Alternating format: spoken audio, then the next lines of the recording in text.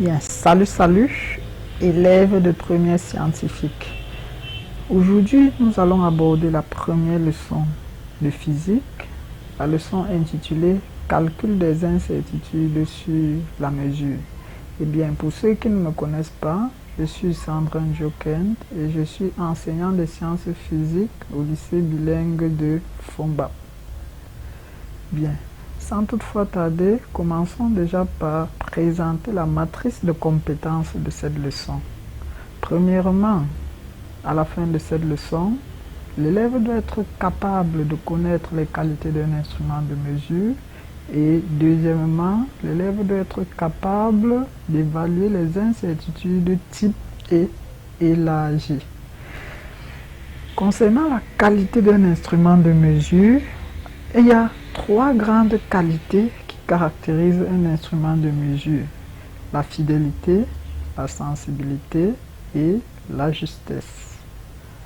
Concernant la fidélité, un appareil est fidèle lorsqu'il donne toujours le même résultat pour une même mesure. Ça veut dire quoi? Ça veut dire que si vous faites une mesure 2 fois, 3 fois et qu'à chaque reprise vous trouvez un résultat différent, ça veut dire que votre appareil n'est simplement pas fidèle. C'est une qualité primordiale des appareils. Un appareil qui n'est pas fidèle n'a aucun intérêt. La deuxième caractéristique est la sensibilité de l'appareil. La sensibilité d'un appareil est la plus petite variation de mesure qu'il peut déceler. Avec certains appareils, on parle plutôt de résolution. Et qu'en est-il de la justesse? Un appareil est dit juste si la différence entre la mesure qu'il indique et la valeur exacte ne dépasse pas l'incertitude prévue.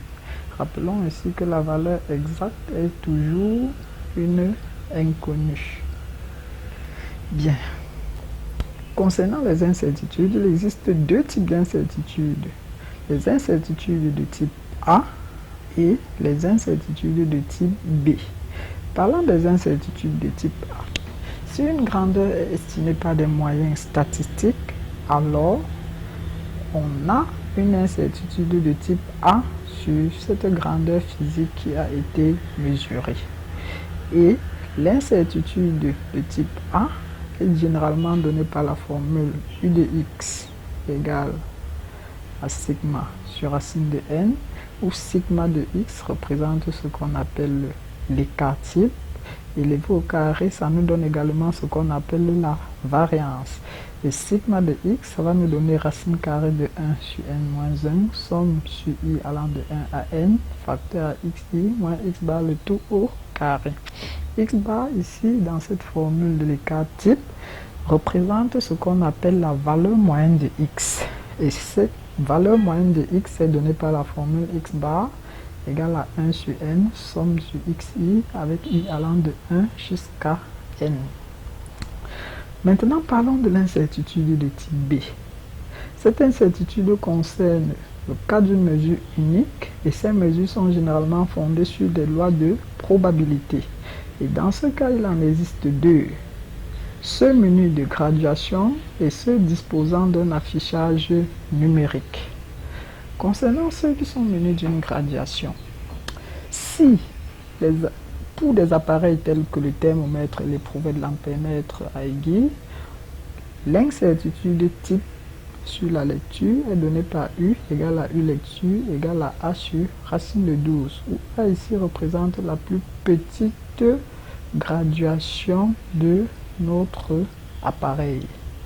S'il s'agit plutôt d'une règle graduée ou encore de l'écran d'un oscilloscope, on parle plutôt d'incertitude double lecture. Et cette incertitude de type double lecture est donnée par racine de 2 lecture, ce qui est encore égal à A sur racine de 6. Et si en plus la classe de l'instrument est donnée, alors l'incertitude sur la classe de l'instrument est donnée par la classe fois le calibre sur 100. Maintenant, lorsque la mesure est lue sur un appareil à affichage digital ou numérique, il faut se reporter à la notice de ce dernier pour obtenir la précision P de l'instrument de mesure. Et dans ce cas, on utilise la formule U égale à P sur racine de 3, où P ici représente la précision qui est donnée par la formule X% plus Y digit. Et dans cette formule P égale à X% plus Y digit, X% représente un terme qui est proportionnel à la lecture. Ici, c'est plutôt X% et non P. Et Y digit représente un terme qui est constant.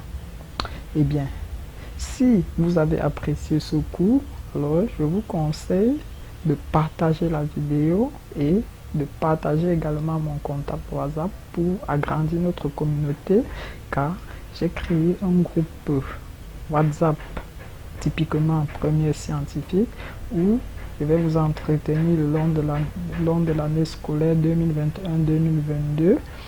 Et ce n'est pas seulement en physique que nous allons travailler, nous allons également travailler en chimie, car j'ai convoqué des enseignants pour ces matières. Nous allons également travailler en mathématiques, en informatique et en sciences de la vie et de la Terre. Sur ce, je vous remercie et ciao, ciao.